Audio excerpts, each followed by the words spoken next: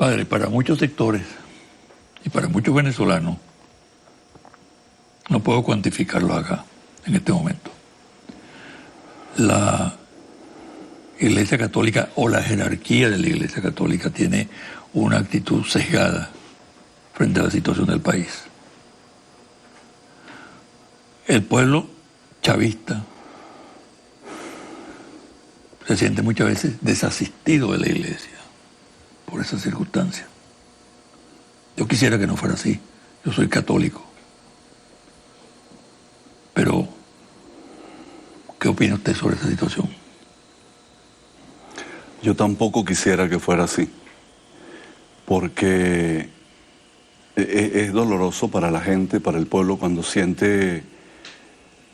va en busca, por ejemplo, de los sacramentos, cuando va a participar en una Eucaristía, o como me decía en estos días una persona que vino después de una charla prebautismal en una parroquia, y me dijo, tuve que salirme porque me sentí ofendido.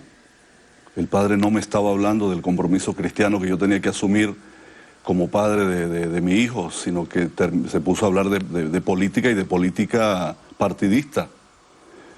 Entonces, esas actitudes, yo creo que, primero, es un juego del mal espíritu. Y aquí ya quiero hablar un poco desde el punto de vista como espiritualista, ¿no? Sí. Quiero que quede bien claro, espiritualista, no espiritista.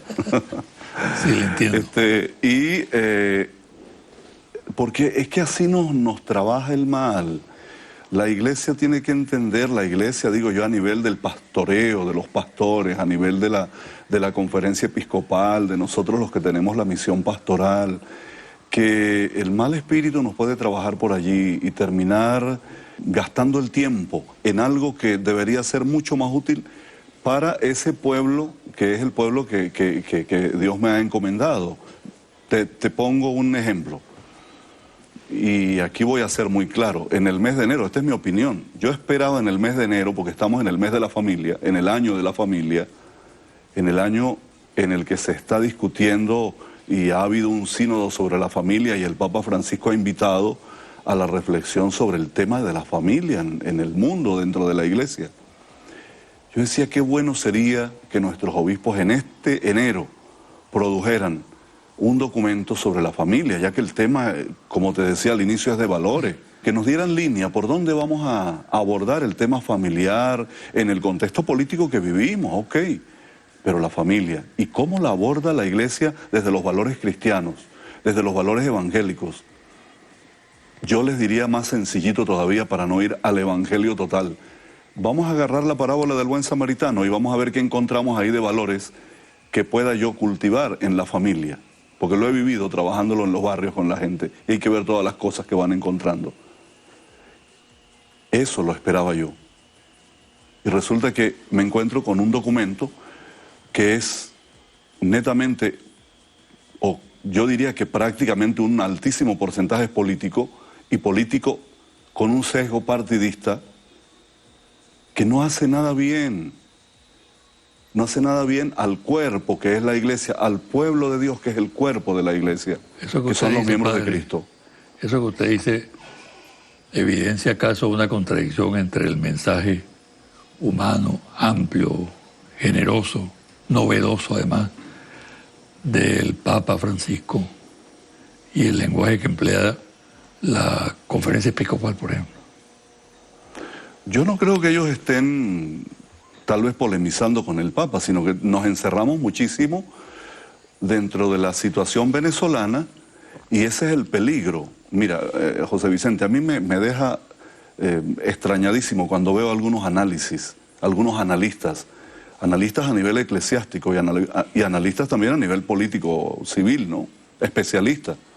Algunos análisis que pareciera que están haciendo esa visión coyuntural de Venezuela desde una isla, o sea que nosotros no tenemos nada que ver con el exterior y que aquí los culpables de todo lo que está pasando somos nosotros.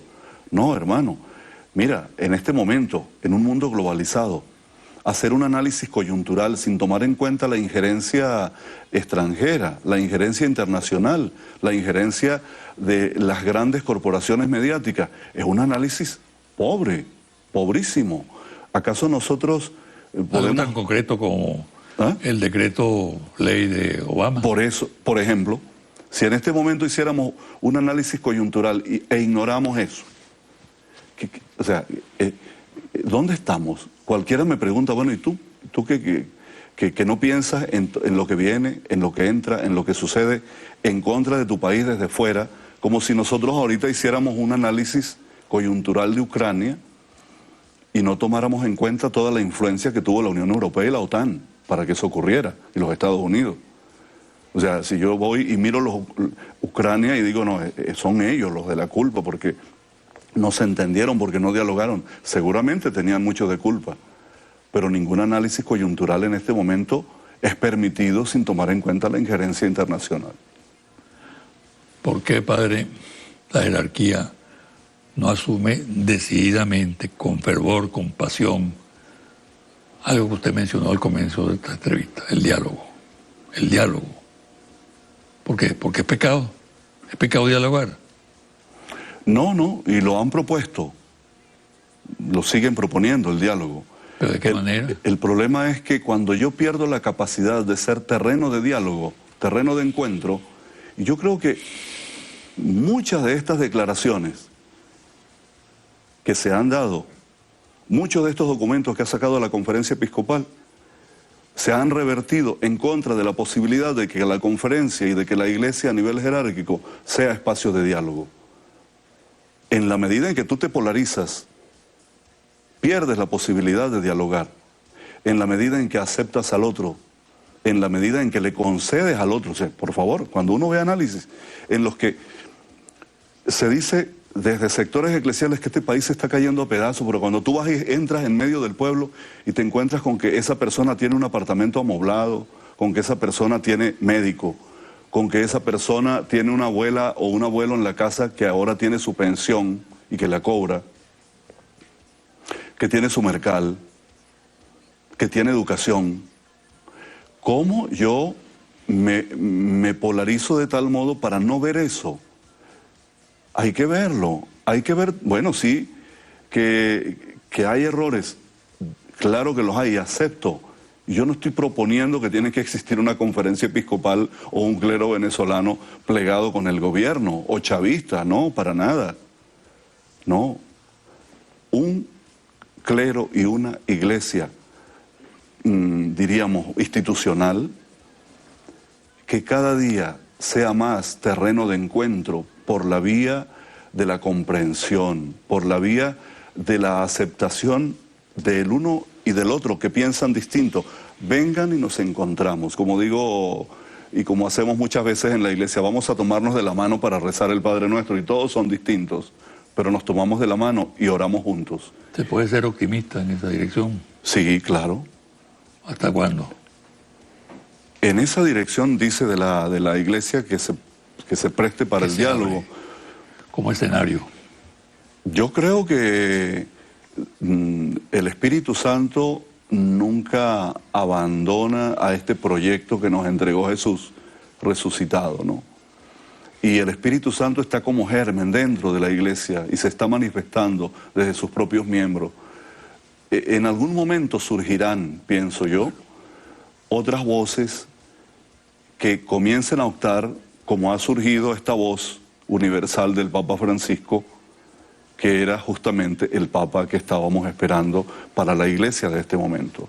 La voz que uno dice es la voz del Espíritu, que está hablándole y que le está hablando al mundo. Muchas gracias, padre. Écheme la bendición. Que Dios le bendiga y que Dios bendiga A toda la familia venezolana. a toda la familia y sobre todo que les llene de mucha paz, de alegría y de compromiso cristiano en esta Pascua, en este domingo de la resurrección. Muchas gracias.